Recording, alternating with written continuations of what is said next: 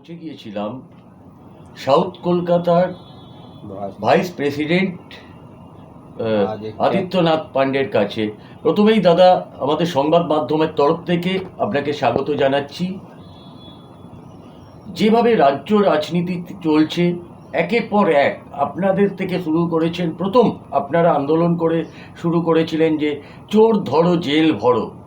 দেখা গেছে এক একটা তৃণমূল কংগ্রেসের এক একটা নেতা মন্ত্রী থেকে আরম্ভ করে সবাই ইডির জালে এবং সিবিআইয়ের জালে জড়িয়ে পড়েছেন, এবং কাউন্সিলররাও পর্যন্ত এই মামলাতে জড়িয়ে আছেন। কি বলবেন? প্রথমেই আপনাকে প্রশ্ন করছি আমরা। দেখুন, টিএমসির এখন যা অবস্থা আছে, এটা আজকে এটাই বলা যায়, এখানে 90% লিডার যা আছে সব চোর।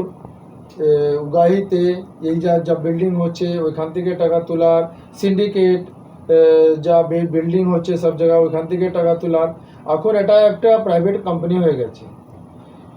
আজকে তৃণমূল এখানে বাঙালি যা গুন্ডাগর্দি যা ভ্রষ্টাচার যেভাবে করছে, এভাবে এখানে কোনোদিনও হয়নি।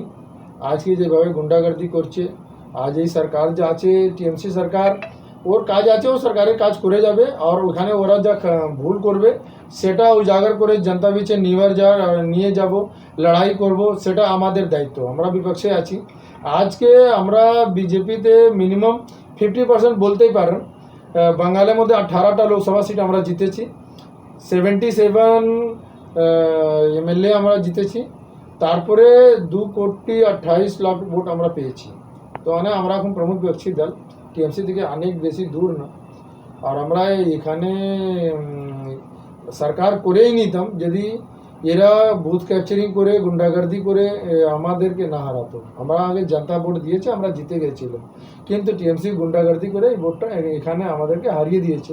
কিন্তু আমরা যেভাবে লড়াই লড়ছি জমিনের মধ্যে, আমি অনেক পুরানো লিডার এখানে 93 থেকে পার্টি করছি, আর প্রায় 29 সাল পার্টি করতে করতে হয়ে গেছে। এই রকম যেভাবে গুন্ডাগর্দি, তুলাবাজি, যেভাবে সিন্ডিকেট রাজ যেখানে চলছে, সেইভাবে প্রচুর আর কোনো জায়গায় পাওয়া যায় না। আজকে দেখুন এখানকার সেকেন্ড টিএমসি লিডার বলতে পারি পার্থদাকে, তারপরে এর যা অনুব্রত মণ্ডল যেইভাবে করেছে শিক্ষানীতি 2011 থেকে আজকে তো যা সরকার হয়েছে, আমি একটা কথা বলতেই পারি, এখানে যত ভর্তি হয়েছে 90% ভর্তি তৃণমূল কংগ্রেস টাকা নিয়ে ভর্তি করেছে। দেখা যাচ্ছে যে যখন রাজ্য রাজনীতি তোলপাড়, রাজ্যের বিজেপি কর্মীরা এমন এমন কথা বলছে যাতে রাজ্য বিজেপি দল অস্বস্তিতে পড়ছে। দেখা যাচ্ছে গতকাল একটি বরানগরে একটি জগদ্ধাত্রী পুজোর উদ্বোধন করতে গিয়ে বিজেপির যিনি নেতা রয়েছেন তিনি বলেছেন যে ঘরে ঘরে ত্রিশূল রাখার জন্য, এবং যিনি সভাপতি ছিলেন অর্থাৎ দিলীপ ঘোষ মহাশয়ের হাতেও ত্রিশূল তুলে দিয়েছেন। এতে কি মনে হচ্ছে না দল একটু বিড়ম্বনার ভেতরে পড়ছে? আপনি কি মনে করছেন?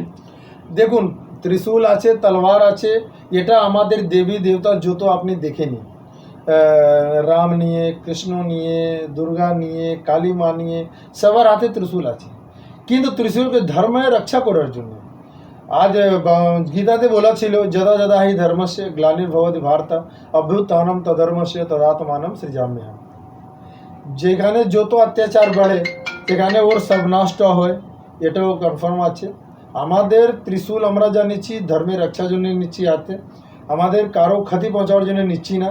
পশ্চিম বাঙালে যেভাবে টিএমসি গুন্ডাগর্দি ভ্রষ্টাচারিয়া যেভাবে এখানে তুলাবাজি করছে, সিন্ডিকেট রাজ চালাচ্ছে, তো আমরা এটা বলছি না যে আমরা শস্ত্র নিয়ে নিচে নামবো, জমিনে যাব, কিন্তু আমি এটা বলতে পারি ওটা আমাদের একটা যা বলতে পারেন কি একটা আমরা এটা দেখাতে চাইছি, এটা ধর্মের রক্ষার জন্য। ওই ত্রিশূল নিয়ে আমরা লড়াইতে নামবে, আমরা কারো ক্ষতি করব, এটা না।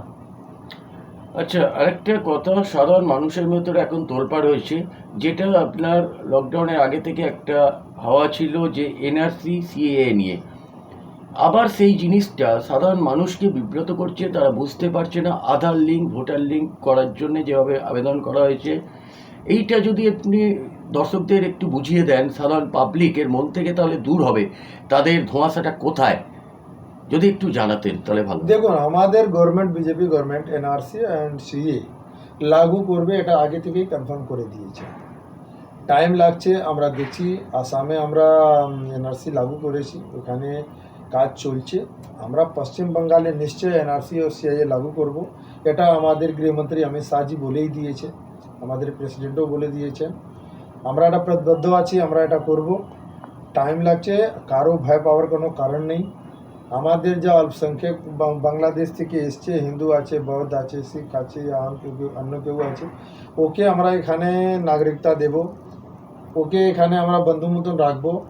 এখানেও আমাদের বলতে পারেন অতিথি আছে, অতিথি দেবো ভব ইন্ডিয়ারও আছে। কিন্তু এখান থেকে যদি কিছু মুসলিমরা এসছে, তো ওরা কী জন্য এসছে, এসে এখানে কী করছে আমরা এটা জানছি। যখন বাংলাদেশ या পাকিস্তান হোক, এটা একটা ধর্ম নিয়ে একটা দেশ তৈরি হলো, তো ওরা এখানে আসছে, এটা আমরা বুঝতে পারছি না, এসেছে বুঝতে পারছি না। তো আমরা এটা কিছু বলছি না, আমরা পেপার বলে দিয়েছি, পেপার সব সাবমিট করুন, কারোর সঙ্গে কোনো অন্যায় হবে না। হিন্দু মুসলিম শিখ ইসাই মোদিজি বলছে সবার সবকা সাথ, সবকা বিকাশ, সবকা বিশ্বাস, সবকা প্রয়াস। আর আমার পার্টি কোনো ধর্ম নিয়ে, কোনো জাতি নিয়ে কোনো দিনে কিছু আলাদা কিছু করেনি।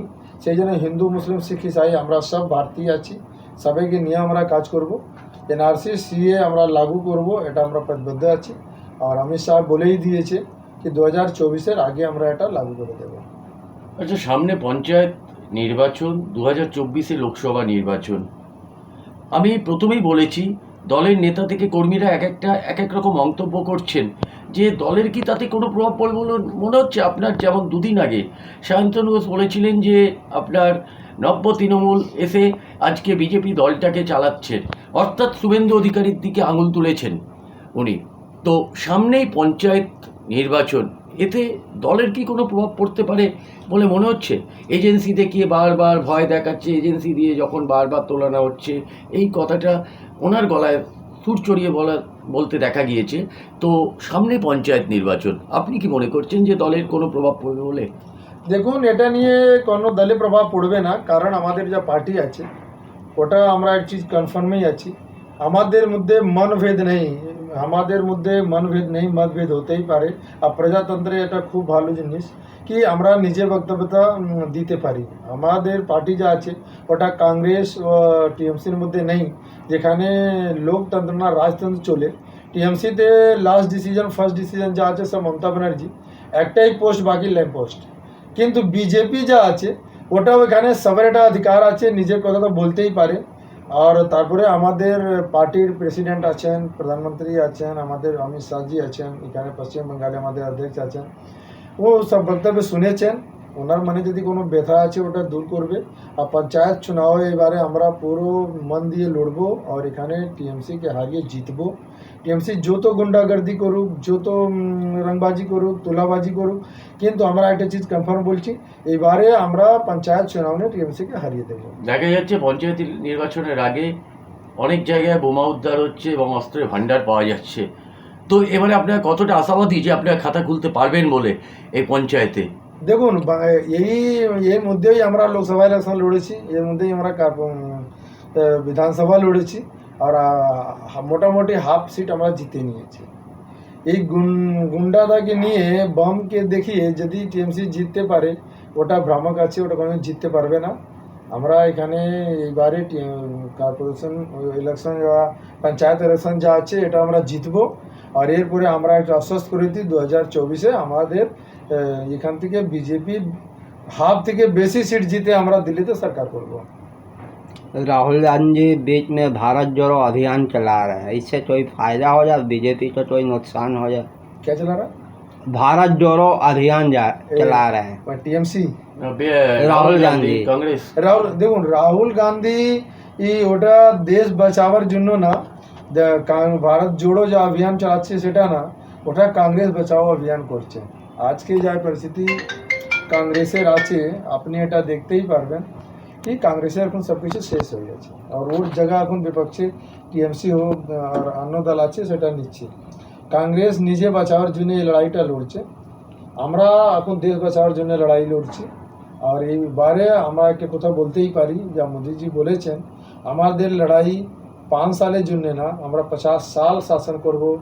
আমাদের এই লোকতন্ত্রকে বাঁচাইয়া আমরা এখানে প্রজাতন্ত্রভাবে যেভাবে জনতা আমাদেরকে জিতিয়ে পাঠাবে আর আমরা 50 সাল বাঙালি শাসন করতে পারি কিংবা দিল্লিতে শাসন করতে পারি, সেইভাবে আমরা তৈরি করছি। चल गुजरात में छठ पूजा से जिन हादसा हुआ जिन 140 आदमी मारे गए, यहाँ से टीएमसी लीडर मैंने आ रहे हाथों ले रहे हैं, बहुत उल्टा फुल्टा बोल रहे हैं। इसके विषय में क्या बोलिए आप लोग? देखिए, आज टीएमसी का काम ही है, यहाँ पे कुछ हो नहीं रहा है, ना तो यहाँ पे कोई कल कारखाना है, ना कोई यहाँ पे आर्थिक पोजीशन किसी का है, ना यहाँ पे।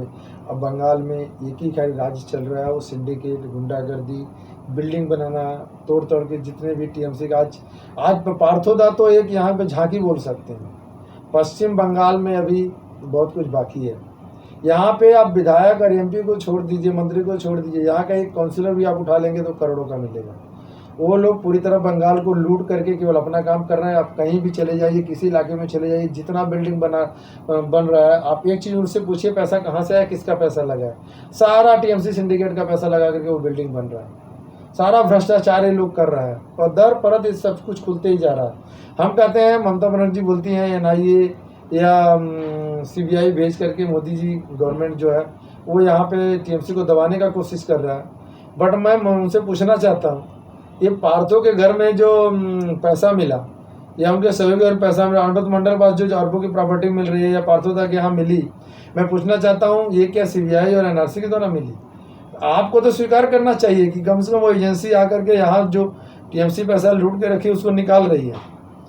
मैं ये बता देना चाहता हूँ, टीएमसी गवर्नमेंट का आखिरी समय चल रहा है और 2024 में हम लोग इसके ताबूत में आखिरी कील ठोक देंगे। 2024 में कौन प्रधानमंत्री बनेगा? केजरीवाल है, ममता बनर्जी है, उधर नीतीश जी प्रयास कर रहे हैं। आप सब कुछ देख सकते हैं पूरे देश के अंदर, और जो 29 राज्य या शासित प्रदेश हमारे हैं, टीएमसी कितने राज्यों में अपनी सरकार चला रही है? मात्र एक केजरीवाल किसी भी तरह से एक राज्य ही बोल सकते हैं, पंजाब एक शासित प्रदेश छोटा सा चला रहे हैं वहाँ पे। जिस तरह का भ्रष्टाचार दिल्ली में व पंजाब में दिखाई दिया, तो केजरीवाल तो ऐसे ही ख़त्म हो चुके हैं और यहाँ पश्चिम बंगाल गवर्नमेंट जो है अपना आखिरी सांस गिर रही है। जैसे हमारे बहुत सारे नेता बोल रहे हैं कि दिसंबर में शायद ये सरकार चली जाएगी। तो मैं आप लोगों को आश्वस्त करना चाहता हूँ कि सामने 50 साल तक बीजेपी की ही सरकार बनेगी और अगर ये प्रधानमंत्री हमारे मोदी जी होंगे, हम लोग इसके प्रति आश्वस्त हैं। हम लोग बस ये देखना चाहते हैं कि हम लोग कितनी सीट अपनी बढ़ा सकते हैं, उसके लिए हम लोग कोशिश कर रहे हैं। আপনার নামটা ডেডিকেশনটা একবার বলুন। আমি আদিত্যনাথ পান্ডে, সাউথ কলকাতা বিজেপির ভাইস প্রেসিডেন্ট। অসংখ্য ধন্যবাদ। আমরা পেয়ে গেছিলাম আদিত্যনাথ পান্ডেকে, যিনি সাউথ কলকাতা ভাইস প্রেসিডেন্ট। উনি জানিয়ে দিলেন যে যতই কুৎসা লটাক কিংবা যে যতই বোমা লুকিয়ে রাখুক কিংবা গুন্ডাগার্দি করুক, আগামী 50 বছর ভারতীয় জনতা পার্টি রাজত্ব করবে বলে উনি জানিয়ে দিলেন এবং পঞ্চায়েতে জয় নিশ্চয়। উনি এও জানিয়ে দিলেন বিজেপি দল সেন্ট্রালে আছে, সেন্ট্রালে থাকবে এবং পঞ্চায়েতে পশ্চিমবঙ্গ দখল করবে বলে উনি জানিয়ে দিলেন। আমরা এই সাক্ষাৎকারটি আপনাদের সামনে সরাসরি সম্প্রচার করব, তাই